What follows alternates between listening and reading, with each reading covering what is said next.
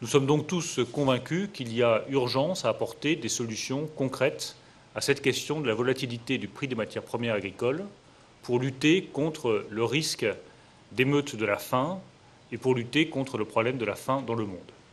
J'avais eu l'occasion de le dire à Rome il y a quelques jours, je le confirme aujourd'hui, le risque d'émeute de la faim dans le monde reste réel en raison de l'augmentation des prix alimentaires mondiaux.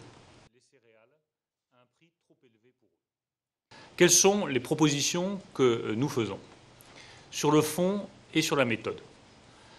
Sur le fond, nous proposons d'abord de relancer l'investissement dans l'agriculture mondiale. Il est indispensable que nous apportions une aide plus concrète au développement de l'agriculture dans les pays les moins favorisés de la planète. Les pays les moins développés de la planète doivent avoir une agriculture autonome. Cela passe bien entendu par le respect des engagements qui ont été pris à l'Aquila lors du sommet du G8 en termes financiers, mais cela passe aussi par une réflexion plus détaillée sur les besoins des pays en développement en matière agricole.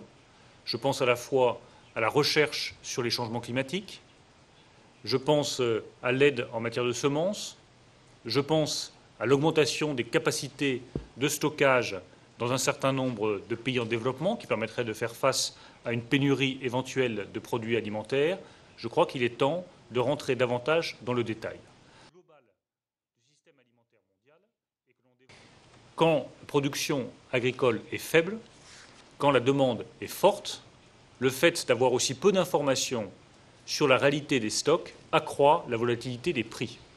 Nous souhaitons donc mettre sur pied des dispositifs statistiques qui permettent d'avoir de meilleures informations sur la réalité des stocks et aboutir à un échange d'informations entre les grands pays producteurs sur les stocks mondiaux, notamment de céréales.